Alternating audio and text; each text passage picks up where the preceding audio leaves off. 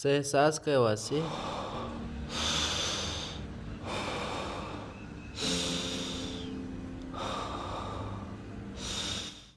بې له اوبو ژوند بیخي نیمګړی دی.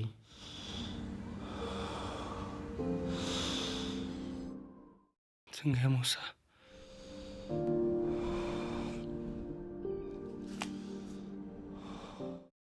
ته ژوندی یې؟ زه خوشحاله یم.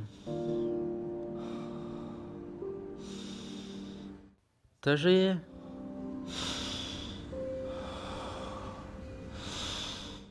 هلته 4 میله لیرې یو بحر دی.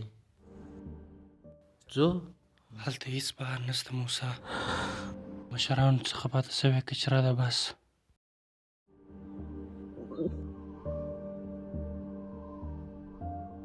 څوک چې هلته اوسېدی هغو کلي پرېښوی او لاړه،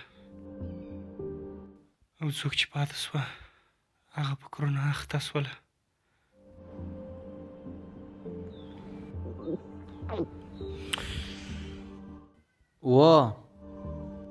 تا راته ویلي وه. اوس څه کوو؟ ناکامي منې واسي؟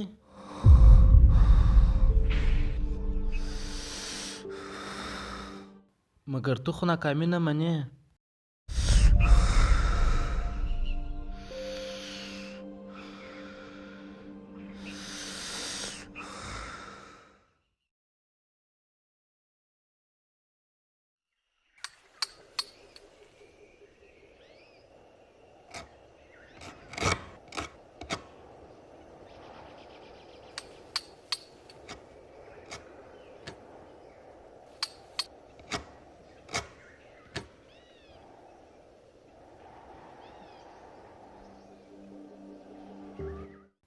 دا ځای د مینې نښان و.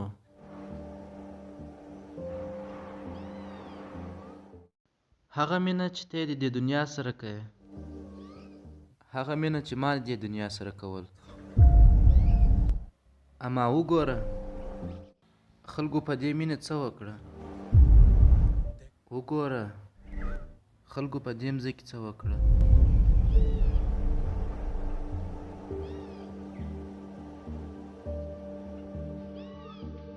زما نیکه وانا دې ځای ته 2 وارې راغلې وه.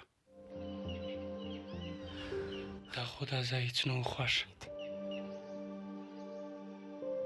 هغه هر وخت ویله چې داسې ځایونه ډېر نه پاتېږي. د داسې ځایو څخه فقط زموږ حکمرانان پیسې ګټي او په هغو پیسو خپل خواهشات پوره کوي.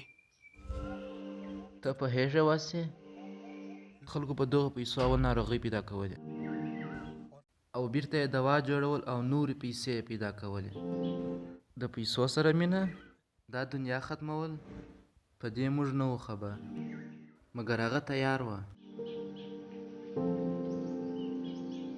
په دغه خاطر هغوی پر فضایي پروګرام امضا وکړه او سپوږمۍ ته وختل.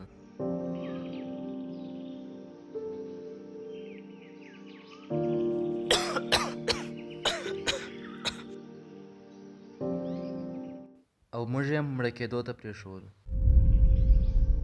یو څه امکانات وه شاید زموږ مشرانو جوړولی سوای، مګر څوک یې څه په کیسه کې دي.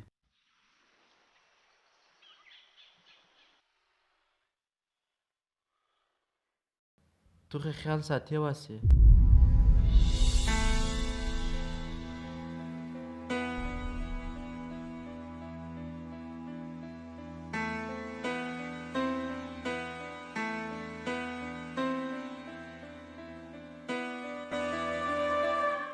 د دې مځکې رنګ نن سور دی، په دې خاطر نه چې دلته د عربو وینه توی سوې ده. دا ځکه مځکې د خپلو زخمونو په کټلو کټلو دا وینه راایستلې ده.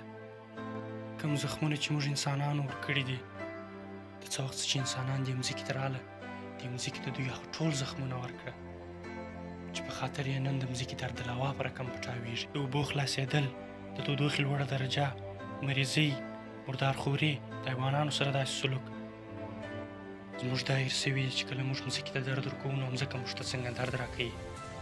دا تباهي یوه تحفه ده چې موږ ته زموږ د حیواني سلوک په بدل کې راکول کېږي. دا کائنات د خپلې ګټې په اړه پوهېږي چې دا ګټه به موږ د خپل ځان په وژلو سره دوی ته ورکوو. زما نوم واصل دی او زه یو انسان یم، او شاید دونې انسانان نه وي پاته چې زه دوی څه دا وغواړم. څه چې پاته دي هغه یې وارې بیا وروځي چې دا مځکه زموږ ژوند راساتي.